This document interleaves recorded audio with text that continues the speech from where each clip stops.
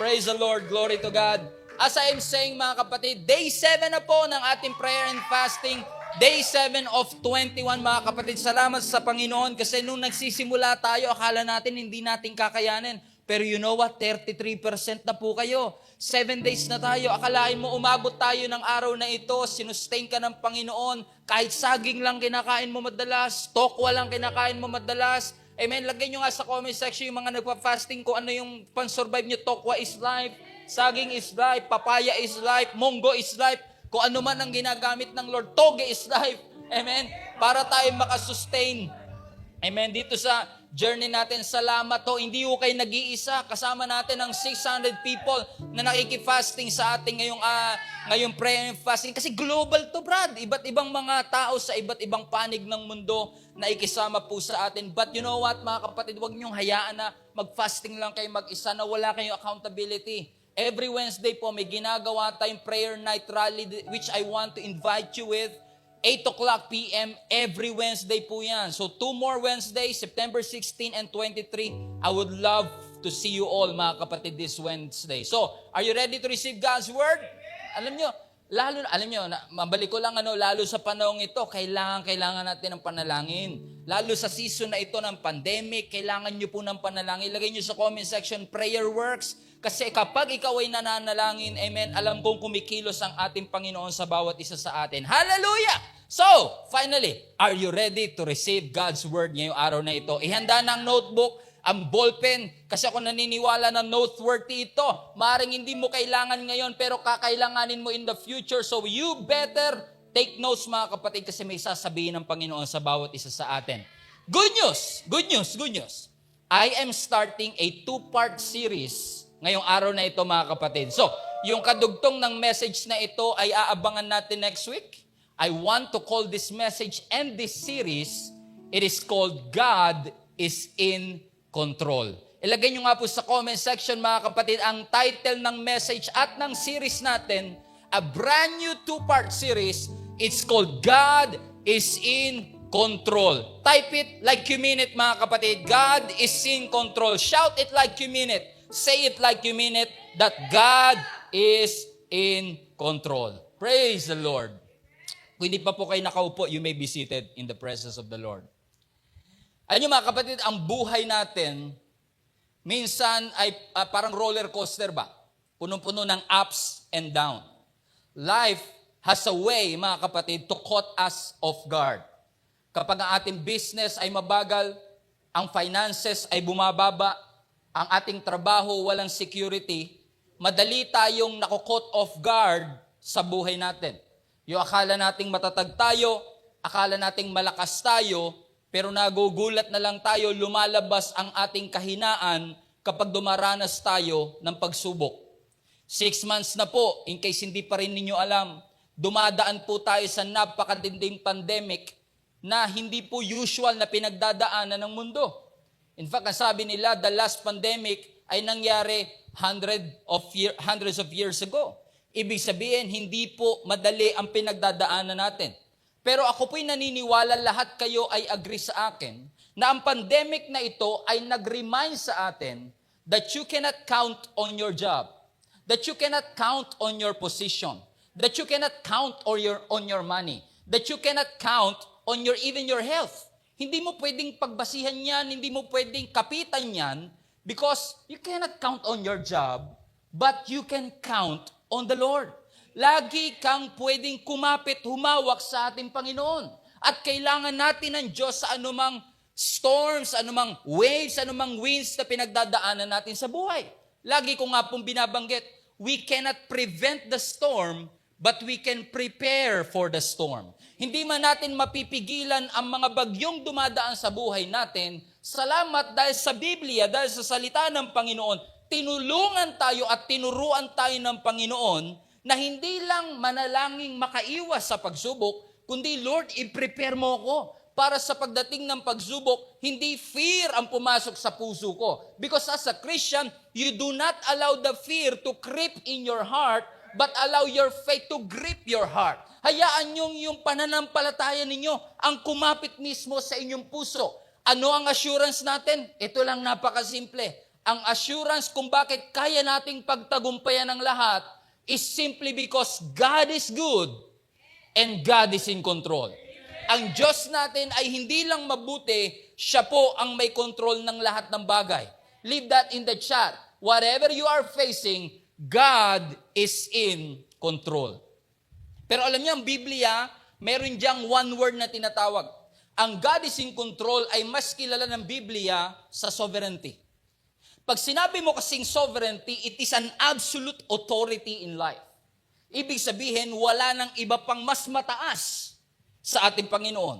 Ibig sabihin, pag sinabi mong God is in control, pag sinabi mong God is sovereign, parang sinasabi mo that God is in charge. Parang sinasabi mo that God is in control. Yung Diyos na lumikha ng mundo is the same God na nagsusustain sa mundo.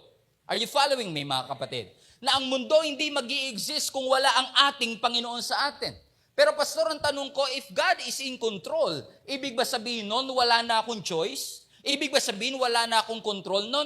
I'm not saying that. Yes, God is in control, but it doesn't mean we don't have control. We don't have choice. We still have choices, but we cannot choose the consequences of our choices. Kapag sinabi bang God is in control, pastor, ay ibig sabihin, wala nang masamang mangyayari sa buhay ko. No. Kahit na God is in control, there are bad things na nangyayari pa rin sa ating buhay. Can I get an amen, mga kapatid? Bakit ba may nangyayaring bad things? Minsan, should I say madalas, kaya may masamang nangyayari sa atin ay dahil din sa ating mga masasamang choices. Hindi masama magplano. Hindi masama na mag-isip para sa future. Hindi masamang managinip at mangarap para sa future. Pero tatandaan natin, anumang plano natin sa future, sovereignty pa rin ng Diyos ang mas importante. Kailangan pali nating ma-realize na ang Diyos pa rin ang nagko-control sa lahat ng bagay. Ang sabi ng Proverbs Proverbs 19 verse 21. Ang sabi rito, this is a wonderful verse. Many are the plans in the mind of a man, but it is the purpose of the Lord that will stand. I say that again. Proverbs 19:21. I'm using ESV. Many are the plans in the mind of a man, but it is the purpose of the Lord that will stand. Ibig sabihin, hindi masamang magplano at marami kang plano para sa future, pero at the end of the day, purpose pa rin ng Diyos ang mananaig. Purpose pa rin ng Lord na mag-i-stand. Bakit? Because God is in control. Kaya nga kapag nagpaplano ka, kapatid, hindi pwedeng hindi ka manalangin. Kasi kung nagpaplano ka na walang panalangin, assumption lang yan. Bakit siya assumption? Kasi ina-assume mo, buhay ka pa bukas. Hindi pinangako ng Diyos na buhay ka pa bukas. Kaya nga kung nagpaplano ka, lagi mo sinasabi, your will be done. Bakit? Kasi, may plano ako, Lord, para sa bukas, pero hindi ako sure kung buhay pa ako bukas. Alam kong ikaw ang may control. Ikaw ang sovereign. So, ipinagkakatiwala ko sa iyo. Let your will be done. We need to live a God-filtered life. Pag tayo nagpaplano, kapag tayo ay gumagawa sa ating buhay, lagi natin i-consider, ano kaya ang sovereign will ng ating Panginoon sa bawat isa sa atin? Sa panahon ng kakulangan, sa panahon ng kasakitan, sa panahon na parang hindi natin alam kung ano ang gagawin, lagi mong tatandaan, God is in control. Pastor, hindi mo alam ang nangyayari sa aming pamilya ngayon.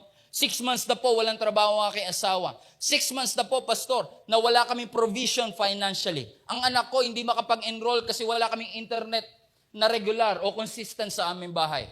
What shall I do? Ibig ba sabihin noon, amen, na God is in control. Kailangan maghirap din kami. Kontrolado pa rin ba ng Panginoon to? Now, let me just encourage you, mga kapatid. Let me just preach to you a little bit. Remind yourself of this. Nobody is without a blessing. I say that again. Nobody is without a blessing. Sa Tagalog, walang taong walang pagpapala. Lahat ng tao may pagpapala na ibinibigay ang Panginoon. Minsan, hindi mo lang mapansin. Minsan katabi mo na, hindi mo na ikita ang God's best. Hallelujah. Minsan katabi mo na pero hindi mo na ikita ang blessing. Minsan yung asawa mo, ang tingin mo curse, pero ang bigay sa iyo ng Lord, blessing. Sabi mo sa katabi mo, you are a blessing. You're not a curse. Kasi alam nyo mga kapatid, kahit na wala kang pera sa bulsa, kahit na walang ospital na tumatanggap sa iyo, Kung maubusan man ng natural way na pagpalain ka ng Panginoon, meron pa ring supernatural way lagi ang ating Panginoon para tayo ay pagpalain. God will never run out of ways to bless you. He will never run out of ways. Hindi mauubusan ng Diyos. Creative ang Diyos natin. Kaya niyang gumawa ng paraan para ikaw ay pagpalain. Kung gusto kanyang kausapin, kaya ng Diyos gamitin ang donkey para mangusap sa'yo. Kung gusto kanyang pakainin, kaya niyang gamitin ang raven para mag-send ng pagkain sa'yo, katulad ng ginawa niya kay Elijah. God can do the impossible. God is not God because He can do the possible. God is God because He can do the impossible. Ang Diyos natin, hindi lang siya Diyos dahil kaya niyang ibigay yung kagustuhan natin. No, kahit imposible. Kahit sinabi ng doktor na wala ng pag-asa, always remind yourself. Ang sabi ng doktor sa natural, hindi kaya. Pero ang sabi ng sovereign God, ang sabi ng may absolute authority in my life, I will live and not die. Ibig sabihin, ang sovereign will pa rin ng Diyos ang mangyayari. Can I get an amen, mga kapatid? Amen. Amen. Praise the Lord. Glory to God. Amen. Alam niyo, sa panahon natin nakakalungkot, dahil 6 months na nga, magsi 7 months na tayo nasa pandemic, marami na ang taong sumuko. Marami na ang tao, hindi man sumuko per se in life, pero sumuko na mangarap. Ako, pastor, makasurvive lang ako, okay na ako. Parang maraming Christians nowadays, sumuko na, hindi na nananalangin, hindi na declare. Kasi ano pa ang silbi na mag-declare ako ng mga promises ng Diyos? Tignan mo nangyayari sa buhay ko. Parang wala naman akong kasama. Parang iniwanan naman na ako ng Diyos. Ginawa ko ng lahat, pastor. Pero parang walang tumutulong sa akin.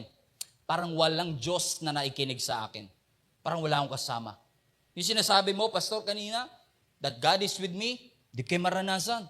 Feeling ko, kapag ako may problema, feeling ko ang Diyos absent. Minsan mas present pa si Satan. Laging bumubulong sa akin. Lagi may sinasabi sa akin. Pero ang Diyos, parang lagi siyang no-show. Okay, let me just encourage you mga kapatid. You are not in this struggle alone. You're not. Okay? Hindi ka mag-isang dumadaan sa mga pagsubok ng buhay. You are not in this difficulty alone. You are not in this problem alone. You are not in this lack alone. You are not in this unproductivity alone. Anong assurance? God is good and God is in control. Mga kapatid, kahit feeling mo walang Diyos kang kakampi, parang feeling mo walang Diyos na nakikinig sa iyo. Aba kapatid, tignan mo yung mga katabi mo ngayon. Tignan mo yung mga nasa comment section. Tignan mo ang mga kapwa mo mananampalataya. Kasama mo yan. Dumaraan din sa pagsubok yan. Do you agree with me mga kapatid? Right? Plus, ang sabi ng Bible sa atin, meron tayong mga kaibigan sa kalangitan. You have friends in high places. Hallelujah. Minsan tayo, pag may nilalakad tayo sa City Hall, may nilalakad tayong papel, parang kailangan natin ng koneksyon sa loob. Kasi kapag may koneksyon ka sa loob, mas mabilis maproseso. Tama?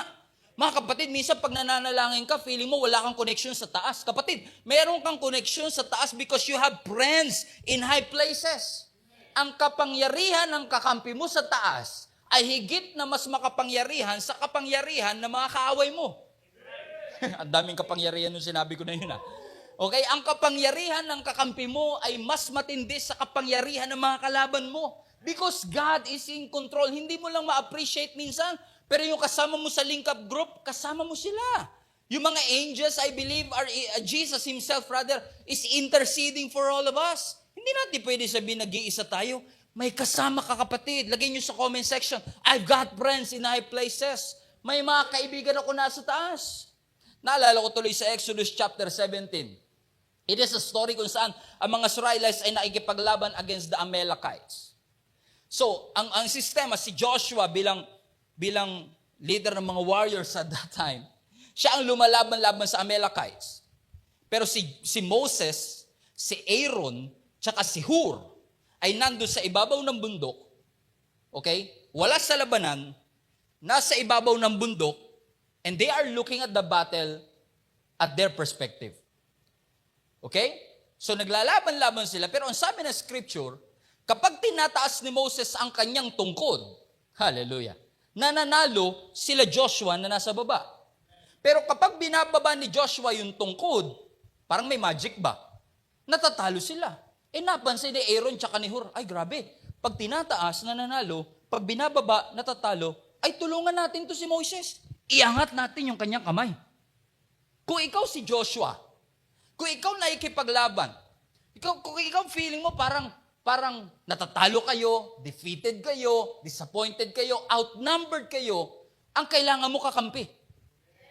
Okay? Ang kailangan mo kakampi. Sino ba kakampi ni Joshua? Si Moses.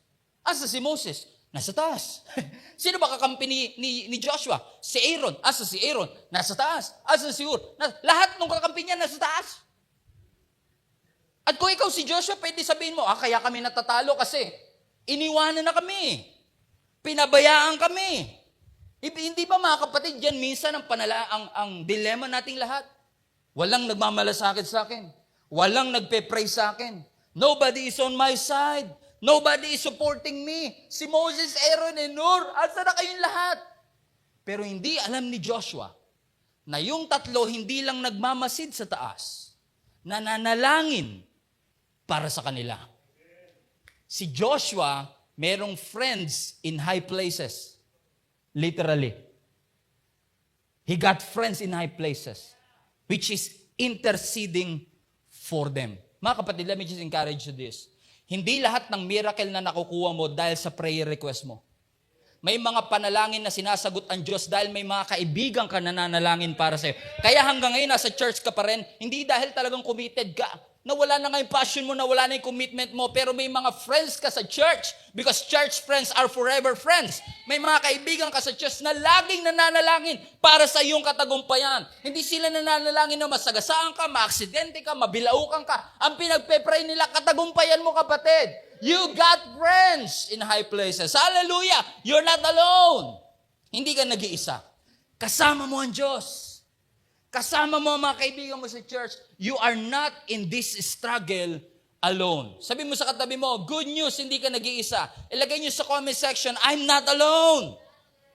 Praise the Lord. Ano ang sabi ng Bible sa Psalms 56? Ang sabi ng psalmist dito, when I cry out to you, kapag ako'y dumudulog sa iyo, Panginoon.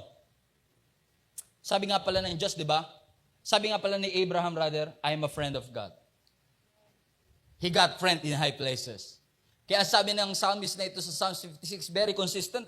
When I cry out to you, God, my enemies will turn back. Wow, grabe, magic ah. Pag dumulog ka, tumatalikod ang kaaway. Pag nanalangin ka, sinasagot. Ay, hindi ganyan ang istorya ng buhay namin, pastor. Kayo rin ba, mga virtual kasama namin dito? Amen? Hindi ganyan ang sitwasyon natin lahat. Pero tinti, kapag tumawag daw siya, sumasagot ang Diyos. Bakit daw? Because this I know. Bakit daw? Because God is for me. Yun ang assurance niya. Kaya niya sinasabing kapag nagka-cry out ako, dinidinig ng Panginoon kasi alam kong kakampi ko ang Diyos. Hindi ko siya kalaban. Sabi ng verse 10, in God, I will praise His word. In the Lord, I will praise His word. Verse 11, in God, I have to put my trust. I will not be afraid. What man can do to me? Ano magagawa sa akin ng tao? Yung kakampi ko is in high places. Ang kakampi ko is in control. My God is good. And my God is in control. So kung hindi man mag-work, ang pinapanalangin mo sa timetable mo, lagi mo ipaalala sa sarili mo, my God is a miracle working God. Ang Diyos ko dumidinig ng panalangin. Huwag mong hayaan na yung delay, yung detour, yung disappointments, mga kapatid, will cause you to give up what God has purpose in your heart. Huwag mo i-give up ang layunin mo, ang purpose mo, ang pagtawag mo, dahil lang may delay, dahil lang may detour, dahil lang may disappointments. Let me encourage you, help is on the way. Amen? Alam ko matagal ka na nag-aantay, but help is on the way.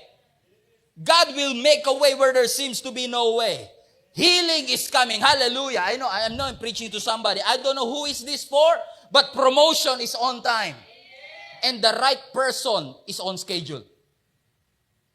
Help is on the way. Ano minsan pag nakakarinig ako na ibang tao, lagi nila sinasabi, Pastor, tingin ko swinerte lang naman ako, kaya ako nararanasan ng ito. Alam ko, andyan ang Diyos. Alam ko, nandiyan ang miracle ng Diyos. Pero, Pastor, swerte lang to. Kaya ako nabunod sa raffle draw, swerte lang to. Mga kapatid, let me encourage you this. Bilang isang Kristiyano, I want to give you a fresh perspective. Kung sa tagal-tagal ng panahon, naniniwala ka pa rin sa swerte, magising ka sa katotohanan. Okay? Ang mga Kristiyano, hindi swerte. Ang mga Kristiyano, pinagpala. Alam niyo, ang definition ng dictionary, pag sinabi mong luck o swerte, kumbaga, it happened by chance. Kumbaga, aksidenteng nangyari. Kaya ka nabunot sa raffle, kaya ka nanalo sa loto. Ba't ka nga pala tumataya sa loto, ha? Amen. Kumbaga, parang ang dami-dami. Ako, ITO ang course ko at meron kami subject before, nung third year college ako, ang subject namin is about probability. Kasi as a IT, kinukompute mo yung probability. Alam niyo mga kapatid, kaya marami nagsasabi, tatama ka dyan kasi ito ang probability niyan. Mahirap tumama dyan kasi naniniwala ako sa probability. Pinag-aralan ko yan eh. Pero hindi ako naniniwala sa swerte. Ang malas mo naman, pastor. Hindi. Hindi ako naniniwala. Kasi ako naniniwala, kung may pagpapala kang nararanasan, merong somebody from upstairs, in high places, na nagbibigay sa iyo niyan. Hindi yan basta bumagsak lang sa langit. Ano ang sabi ng James chapter 1 verse 7? Every good gift and every perfect gift is from above. So kung may blessing, hindi lang dahil magaling ka. May nagbigay niyan.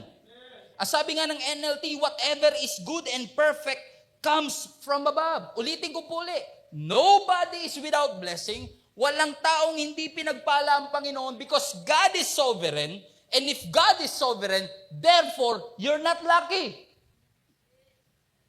Think about that. You're not lucky. You are blessed. At kapag sinabi mong blessed ka, ibig sabihin, God caused it and God allowed it. Kaya mo na-receive. Either si Lord mismo nagbigay o inalaw ng Diyos na mangyari sa buhay mo. Kapag kasi swerte ka lang, ibig sabihin, it happened by accident. Kapag blessed ka, ibig sabihin, may nagbigay. Sa swerte, walang napapapurihan. Aksidente eh.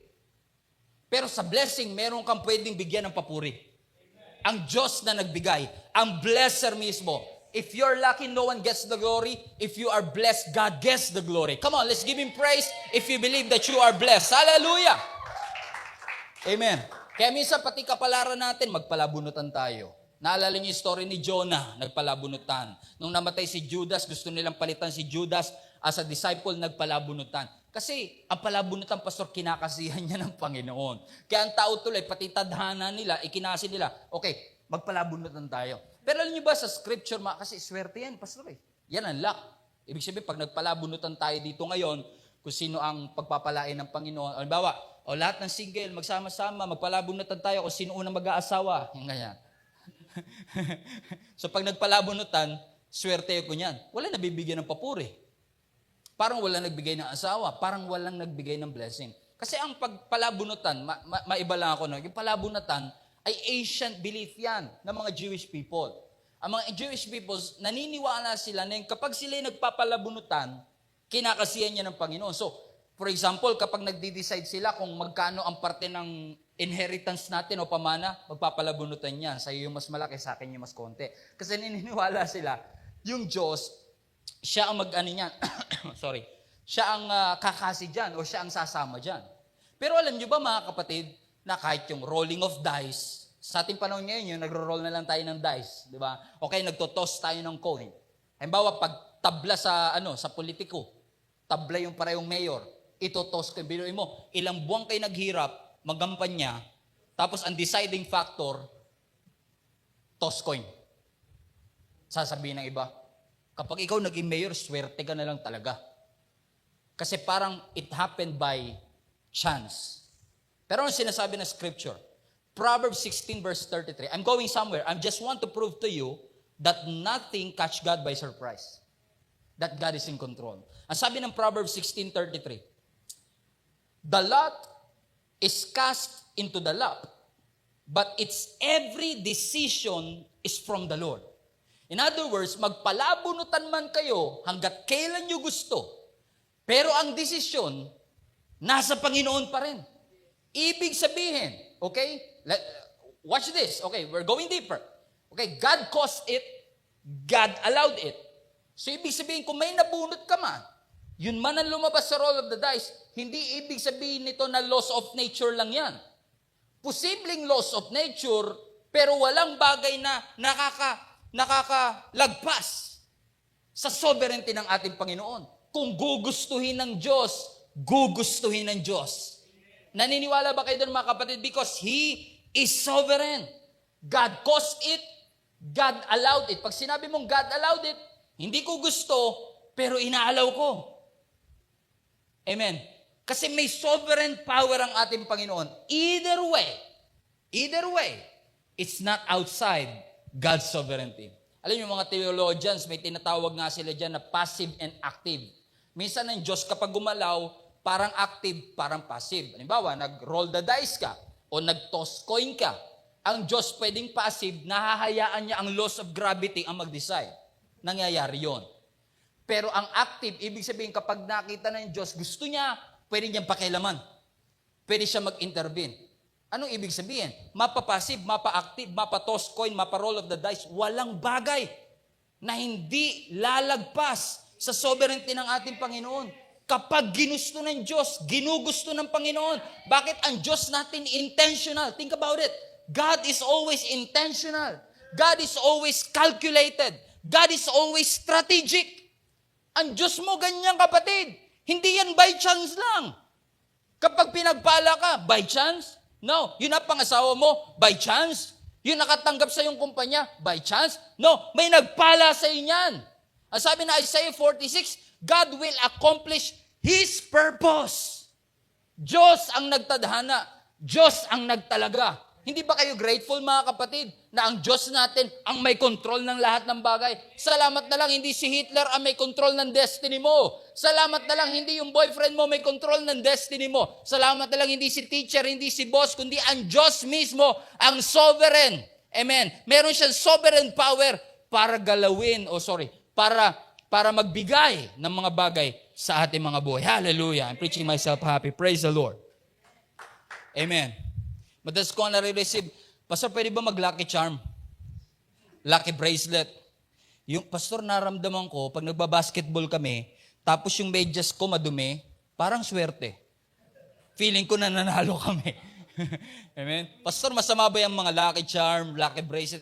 Nakuwento ko na to, lagi ko rin itong pinipreach before So, nandito minsan sa mall natin, sa building natin, bago ako umakyat, may nag-alok sa akin.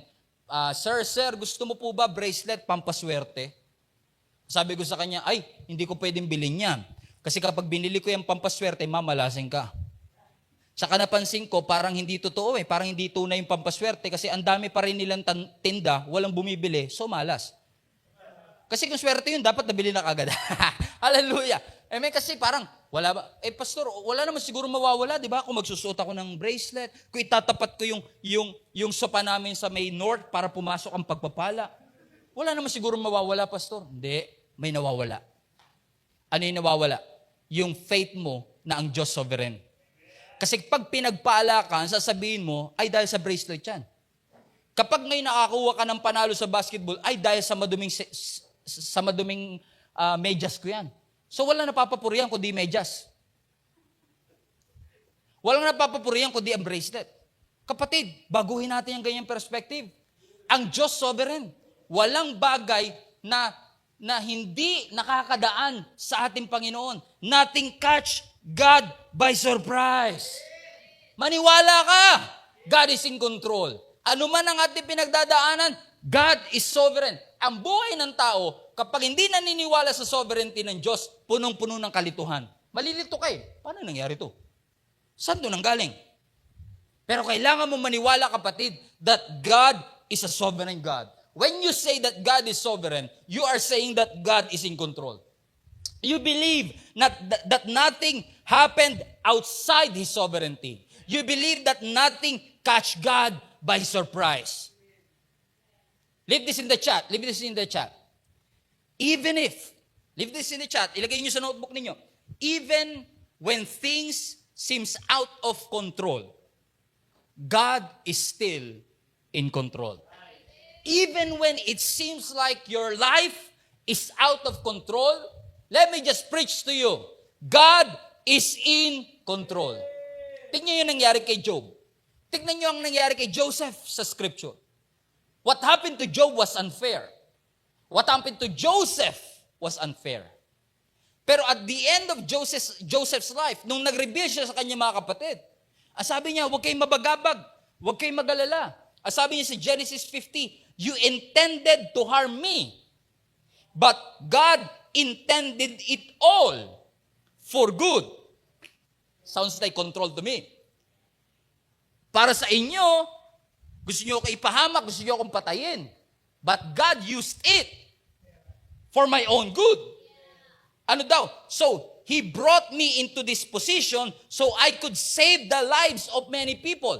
Yung suffering ni Joseph nagdala ng blessing sa buong bansa. Ang tawag doon, sovereignty. Si Joseph was hated by his brothers. Joseph was sold to slavery. Think about it. Tayo minsan internet lang problema natin. Galit na tayo sa Converge, PLDT. Pero tignan nyo nangyari kay Joseph, Brad. Joseph was hated by his brothers. Joseph was sold into slavery. Joseph was framed, falsely accused of rape. Antindi. May pangarap na nilagay ang Diyos sa kanyang buhay, pero yung nangyayari sa kanya, kabaliktaran. Pero at the end of the day, na-promote pa rin siya because he remained faithful. Kaya niya nasabi, you meant it for harm, but God intended it all for good.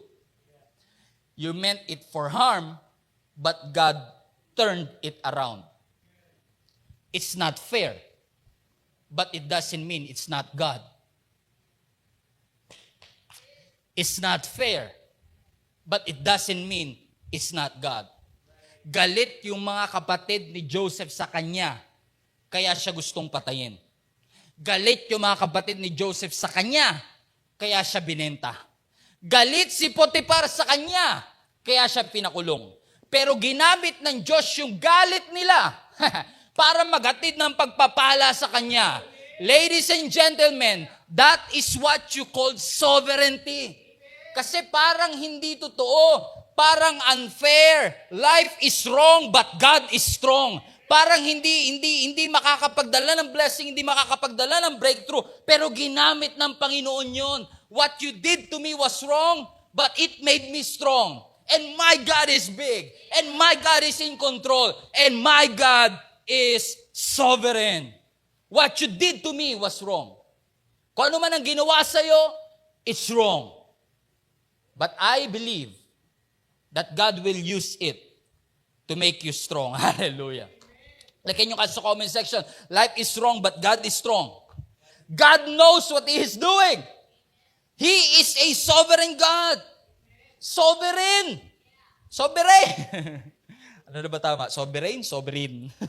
Sovereign ang ating Panginoon. Makapangyarihan. In control. At kapag sinabi mong God is in control, God has the ability to stop it. May promotion ka, kung God is in control, He can stop it. He can accelerate it. Okay? He's in control. Kung gusto ng Diyos papahintuin, God can reverse it if He want to. God can accelerate it if He wants to. God can do it if He wants to. Right? So kung kaya ng Diyos pahintuin at hindi uminto, halimbawa may sakit ka, pinag-pray mo, hindi gumaling. Kaya bang pagalingin ng Panginoon? Yes. Pero kung hindi niya papagalingin, if God did not stop it, if God didn't heal it, God can use it. Diba? Kung hindi niya pinahinto, ibig sabihin gagamitin ng Panginoon. Kung hindi niya kinorek, ibig sabihin gagamitin ng Panginoon. Kung di niya ni-reverse, ibig sabihin gagamitin ng Panginoon. Kung di niya in-accelerate, ibig sabihin, kung nasaan ka man ngayon, kung ano man ang pinagdadaanan natin, ano man ang struggle natin, God will use it. Kasi kung hindi gagamitin ng Panginoon, hindi ka niya papahintuin. Kung hindi gagamitin ng Panginoon, i-accelerate niya na yan. I-reverse na yan. I-correct na yan. Papatayin niya na yan. Pero dahil hindi pinatay, dahil hindi kinurek, dahil hindi ni-reverse, dahil hindi hininto, ibig sabihin gagamitin ng Panginoon. If God did not stop it, God will use it. Lagay niyo sa comment section, mga kapatid. Sometimes hindi mo lang makita. Sometimes parang kasulungat ng pangako yung sitwasyon. I will end with this.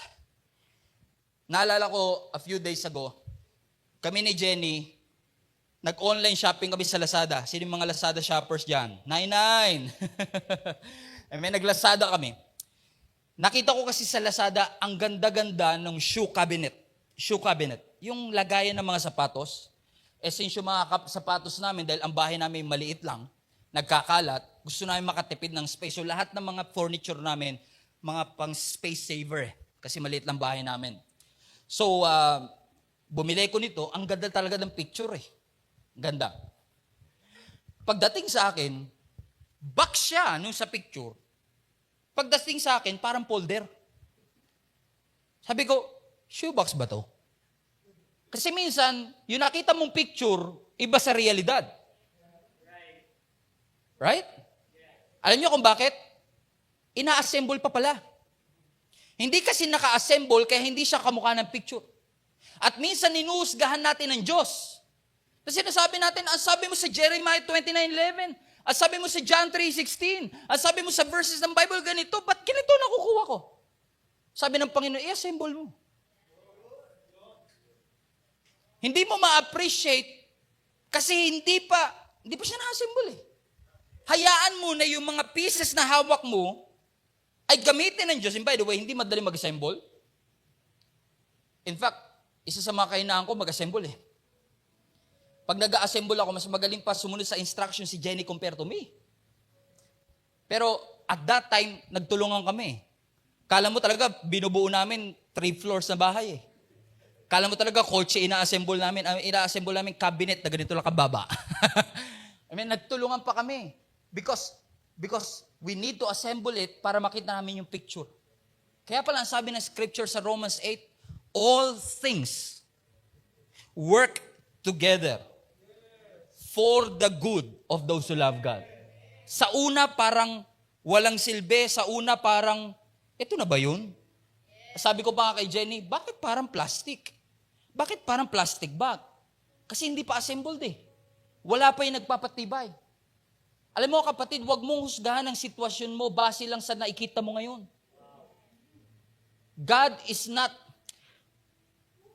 God's sovereignty is not just about who you are today, but who you will become. Tandaan mo, ang Diyos, He can see your future. Nakikita niya yung finished product.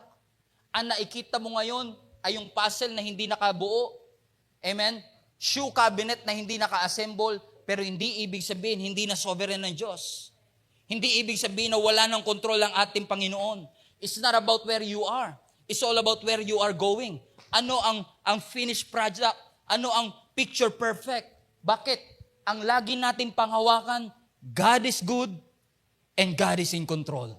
Leave that in the chat, mga kapatid. God is good and God is in control. Mapamalaking bagay, maliit na mga bagay sa buhay ko, kontrolado ng Panginoon. Controlled ng Lord ang universe, controlled din ng Lord ang mga nerves natin. Controlled ng Lord ang universe, controlled din ng Lord ang mga cells natin.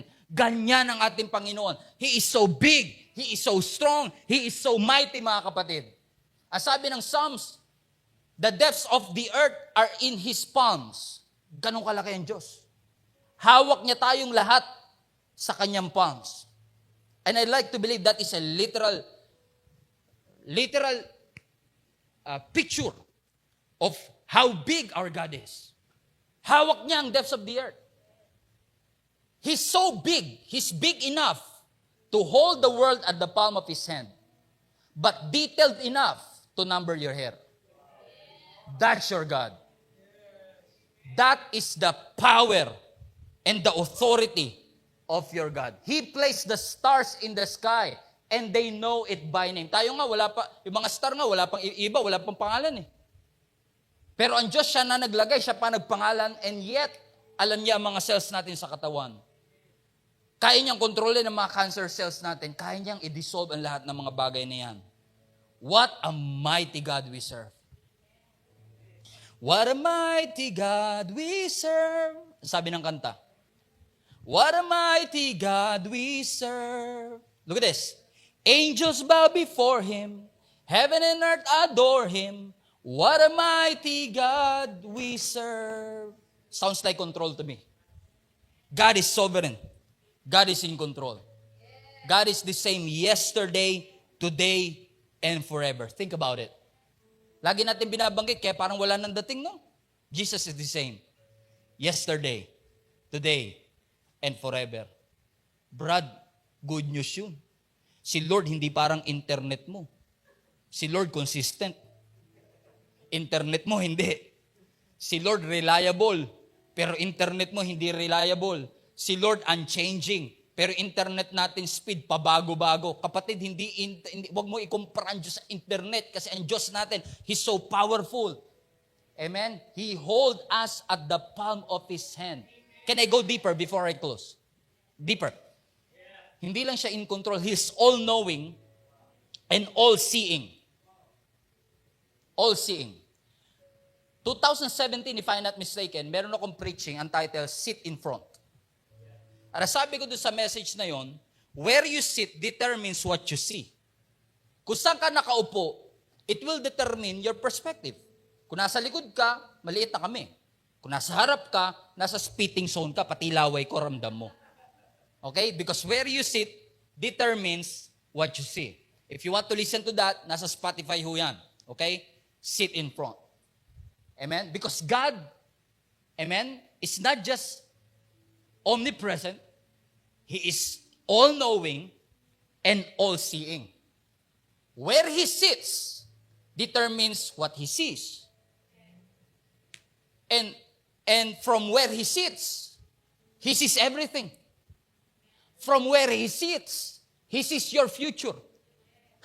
Yung kinakaupuan kasi natin, hindi natin makita yung future. Pero yung tronong inuupuan ng Panginoon, kita niya future. Yung tronong inuupuan ng Panginoon, kita niya lahat. So ang mga aksyon ng Diyos, hindi base sa nakikita mo. Yung aksyon ng Diyos, base sa nakikita niya. Kung ano nakikita niya sa future. He sees everything. Hindi mo makita, kaya hindi mo ma-appreciate. Pero ang nakikita ng Panginoon, 6 months from now, 8 months from now, 6 years from now. Kaya ang aksyon ng Diyos, ang pagpapala ng Diyos, hindi nakabase sa nakikita mo ngayon, kundi nakikita ng Diyos years ahead, months ahead. Hindi ka natanggap sa trabaho, hindi ka na-promote, feeling mo you don't have what it takes. Yun yung nakikita mo. But from where God sits, nakikita niya 6 months later, magsasara yung kumpanya. So now you will realize, it's not rejection. It is protection. Because from where He sits, He sees the future. Come on, somebody. Hindi na-approve ang business mo, pero hindi ibig sabihin that you don't have what it takes. From where He sits, baka sinasabi ng Panginoon, meron pang negosyo na mas maganda dyan. Hallelujah! Because God is in control. Kapag may ginagawa ang Diyos, when God does something, purihin mo ang Diyos. And when God does nothing, you should praise the Lord as well. Why? Because God is good and God is in control. Leave that again in the chat. Alam kong pangatlong beses na, pero ilagay mo, God is good and God is in control. Hallelujah! Sovereign will. Sovereignty. Will of God. Even Jesus, when He was born, si Herod gusto siyang patayan. Remember that story? Herod as a king, sa nakaupo sa trono. But from where God sits, He has all the power. Amen? Gustong patayin si Jesus ni Herod. But you know what? God is so sovereign. No Herod can win over Him. Mas malaki yung Diyos mo kay Herod. Mas malaki yung Diyos mo sa anumang pagsubok na pinagdadaanan mo. So guys, listen to me. Whoever is trying to stop what God wants to do in your life, they cannot succeed. You have a friend in high places. And your friend is in control. Pastor, kung gusto lang sana ako ng boss ko, baka maaga ako na-promote. Kasi sa mundong ito, kailangan marami kang koneksyon. Kung kasundo ko lang sana yung teller dun sa City Hall, baka napabilis yung proseso ng mga papeles ko. Again, yung kakampi mo ay mas makapangyarihan sa umaaway sa iyo. You have a friend in high places.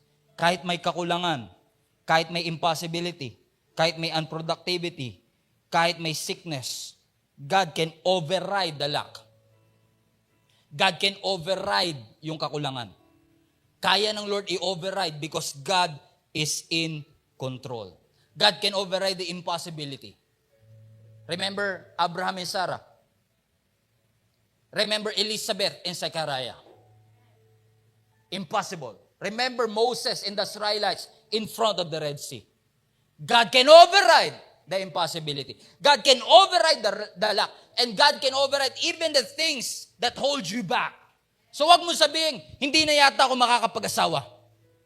Hindi na yata ako magkakaanak. No! God is in control. Hindi na yata ako makakapag-asawa. No!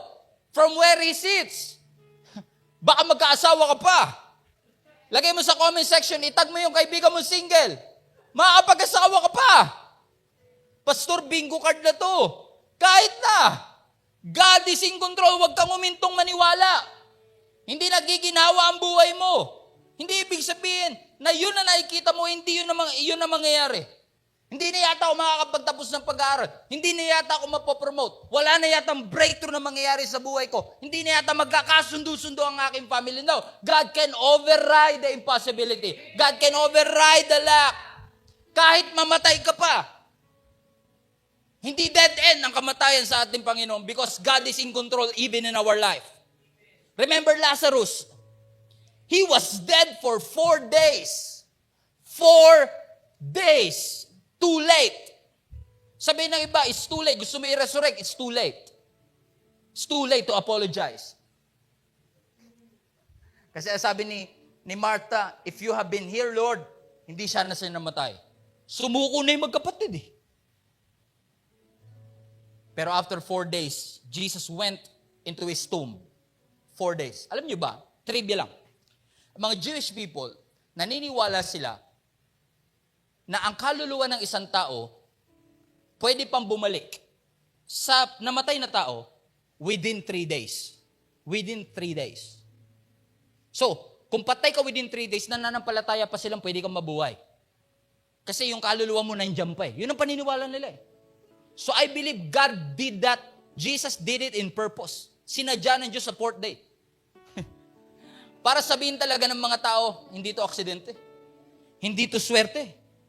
Hindi to luck. Alam natin, God is in control. Even the dead end. Amen? Control ng Diyos yan. It seems too late, pero may ginagawa ang Panginoon. It seems too late, but God knows what He is doing. It seems like a dead end, but God knows what He is doing. Hinahadlangan nila ang benefits mo. Hinahadlangan nila ang promotion mo. It seems like it's a dead end, but God knows what He is doing. Ang Diyos walang plan B. Ang Diyos hindi nakakalimot sa Kanyang gustong gawin sa iyo. Amen? God has a purpose in your life. Makakapagplano tayo, pero ang purpose pa rin ng Diyos ang mananaig. Lagay mo sa comment section, God knows what He is doing. With man, it is impossible. But with God, all things are possible. Come on, let's give Him the praise. All things are possible. You cannot, but God can. So allow God to be God. Kung hindi mo kaya, hayaan mo ang Diyos ang gumawa sa buhay mo. Allow Him to be God. Huwag mong kuhanin ng trabaho ng Diyos sa buhay mo. Ipagkatiwala mo yan sa Diyos. Hindi mo na nga kabisado, hindi mo na nga alam ang future mo. Nakikialam ka pa. Huwag mo na pakialaman yon. Hindi mo kontrolado yon. From where you sit, hindi mo kita yon. But from where God sits, He knows your future. He knows what you are going through. Ipagkatiwala mo na lang sa Diyos na nakakaalam ng ating future. With God, all things are possible. Kapatid, kung ikaw man ay natatagalan, naiinip, sumusuko, makinig ka sa akin, eye to eye. Sa tamang panahon, ibibigay yan ng Diyos. Nakatutok ba yung camera? Siguraduhin lang natin. Sa tamang panahon, kapatid, makukuha mo yan. Sa tamang panahon, yung promotion darating. Sa tamang panahon, makakagraduate ka. Wag lang 20 years. Sa tamang panahon, aral-aral din. Sa tamang panahon, gagawin ng Panginoon niya. Ano yung sabi ng scripture? Last na. When the time is right, Isaiah 60:22, when the time is right, God will make it happen. Alam niyo na naging pastor ako? Actually, youth pastor pa lang, 2004, 18 years old. I'm not the most qualified. People don't believe that I have what it takes.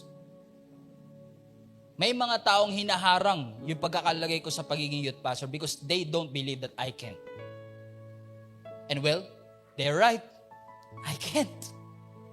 Pero yung Diyos ko, mas makapangyarihan sa kahit sino pa man dito sa mundong ito. Kaya kahit tinakasan ko, kahit iniwasan ko, hello! Eto na ngayon. Amen? 20 years later, pastor na ng inyong church. Bakit?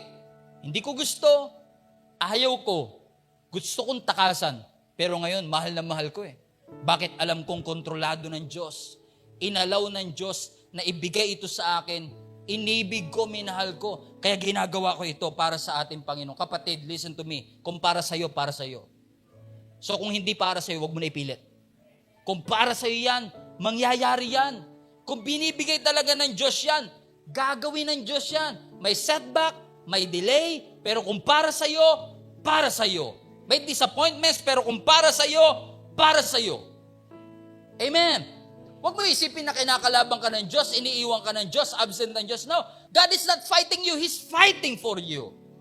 Nakikipagbakbaka ng Diyos para maramdaman natin at ma-receive natin ang mga pangako ng ating Panginoon sa atin. He is sovereign.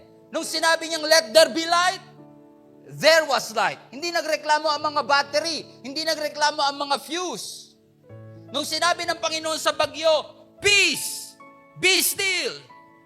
Alam niyo ba, sabi ng scripture, na ang hangin hindi nakikinig sa tao, na wala tayong control sa hangin. Wala kang control sa hangin, pero ang Diyos mo meron. Sabi niya, peace, be still.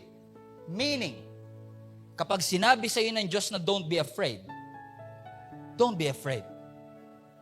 Why? Because God is good and God is in control. Father, we thank you for this wonderful opportunity. Opportunity, Lord God, to reflect and realize na lahat ng bagay ay hawak mo.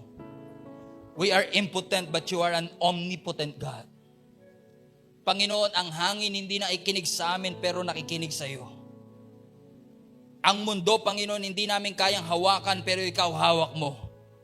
Salamat, Panginoon, sa pagpapaalala sa amin ngayong araw na ito, na wala pong imposible sa iyo. Iba-iba po ang pinagdadaanan ng aking mga kapatid.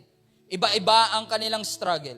Iba-iba ang level ng kanilang pain. Iba-iba ang kategory ng kanilang difficulty. But you are sovereign. You are all-knowing. And you are all-seeing. And from where you sit, we believe, Lord God, you are preparing a bright future for all of us. I'm praying sa lahat ng mga kapatid ko na nagdi-decide at nag-iisip ng sumuko. Sa mga kapatid ko na nag-iisip na parang gusto nila mag-give up sa buhay, Panginoon. Lord, hayaan mo, ipaalala mo sa kanila, wala na kaming magagawa. Lahat sinubukan na namin, pero hayaan mong patuloy kaming manampalataya sa iyo. Kasi alam namin, with you, nothing shall be impossible. What a mighty God we serve. What a powerful God we serve. We love you, Lord. We thank you, Lord. Kontrolado mo ang aming kalusugan. Kontrolado mo ang aming finances. Kontrolado mo even this COVID-19. Kontrolado mo, Panginoon, ang mga nangyayari sa aming mundo. Kontrolado mo ang aming mga politicians. If you want, you can.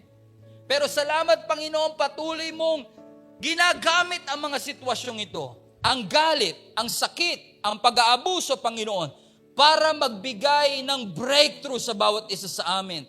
Thank you for using the breakdown for our breakthrough. Thank you for using the test for our testimony. Lord, thank you for using our mess to create a fresh message, Panginoon. A fresh testimony to our life. We give you back all the glory. Katulad ng sinabi ni Joseph, the man intended it for harm, but you are all powerful, Lord God, to turn it around. Turn it around, Lord, in your own timing. Sa tamang panahon, it will happen. All glory belongs to you. In Jesus' mighty name we pray. If you receive that prayer, say amen in the chat. Amen. Maraming palakpak emoji, hands up emoji, fire emoji, fist bump emoji. Ang ating virtual friends, nag-amen sila. Praise the Lord. Thank you so much. Pagpalain kayo ng Panginoon. Palakpakan natin malakas ang Panginoon Diyos for what He has done. Grateful ba kayo mga kapatid na ginagamit ng Lord ang pagkakataong ito para tayo baguhin? Sino sa inyo mga kapatid feeling nyo binago kayo ng Panginoon? Lagay nyo nga sa comment section, parang binago ko ng Panginoon ngayong araw na ito. And I want to take this opportunity as we go to our giving mga kapatid, to our tithes and offering. Let me just pasalamatan ho, lahat ng tao na nagbibigay at patuloy na nagbibigay. Salamat po sa inyo. Pwede nyo po bang ilagay sa comment section? Alam ko kanina pa ako palagay ng palagay pero ilagay nyo pa rin. Lagay nyo nga sa comment section mga kapatid. Ilagay nyo sa comment section, salamat sa inyo for faithfully supporting this ministry. Salamat sa inyo for faithfully giving. Because of your faithfulness mga kapatid, we are able to do what we are called to do. Because of your faithfulness mga kapatid, nakapagpapatuloy tayo. Because of your faithfulness, we are having church right now. Without your generosity, it will not happen. So I will ask you one last time, remain faithful mga kapatid, with your tithes and offering, with your pledges and with your gifts. I believe, katulad ng pinangako ng Panginoon, He will open up the windows of heaven and pour out the blessings in your life. Father, as we bring our tithes and offering to you, allow each and every one of us na maging tama po ang aming puso to give cheerfully. Kasi alam namin, Panginoon, na hindi namin to ginagawa out of obligation, pero ginagawa namin to out of our devotion to you. We honor you with our finances, we honor you with our wealth, and we believe, Lord God, as you have promised, blessings will flow in our life. To you be all the glory, honor, and all the praise. In Jesus' name we pray. If you receive it, shout amen. Marami pong pamamaraan para kayo makapagbigay. Go to www.gsmnb.com/give. Pwede ko po yung magbigay online, bank transfer, remittances, o what else? Physical, pwede kayo magbigay physical every Saturday from 1 to 6 p.m. May mga tao po magre-receive para sa inyo. You want it to be picked up, gusto nyo ipa-pick up within Kamanaba, o siguro wag nyo lang pagbarkuhin yung nagpipick up siguro, o wag nyo lang pag-aeroplanuhin, basta yung malapit lang. Amen. We will try our best mga kapatid para mas ma-eliminate yung exposure ninyo sa mga tao at maprotekta ng inyong kalusugan. But either way mga kapatid, if I would like to ask you as your pastor to please continue being faithful with giving mga kapatid. Because we cannot continue what we are doing if you are not faithful, if you are not generous. Amen? Pagpalain nawa kayo ng ating Panginoon at lahat ng pagpapala ng Diyos ay bumunga sa bawat isa sa atin. Mga kapatid, day 8 na bukas! Salamat sa Panginoon for sustenance. See you on Wednesday mga kapatid. Before tayo mag-benediction, once again, kumapit to kayo, huwag kayong sumuko. Kapag feeling nyo parang sukun-suko na kayo, parang hindi nyo na kaya, mag-chat kayo, mag-message kayo, mag-email kayo sa amin. We will try our best mga kapatid na samahan mo kayo sa journey na ito. Malapit na po, more than 30% na tayo. Marami pang gagawin ng ating Panginoon. Tayo po lahat ay tumayo. Itaas natin ang ating dalawang kamay and receive the blessing from our God. Now the God of hope fill you with all joy and peace in believing that you may abound in hope through the power of the Holy Ghost. Each day and each night that you place yourself under His keeping, I declare, you shall not be forgotten, you shall not be destroyed, you shall not be imprisoned, and you shall not be harassed by evil powers. Sabay-sabay po tayo. Bless this house and those within. Bless our giving and our receiving. Bless our words in our conversation. Bless our hands in our recreation. Bless our sowing in our growing. Bless our coming in our going. Bless all who enter and depart. Bless this house, your peace impart. The Lord will watch over you from this time and forever.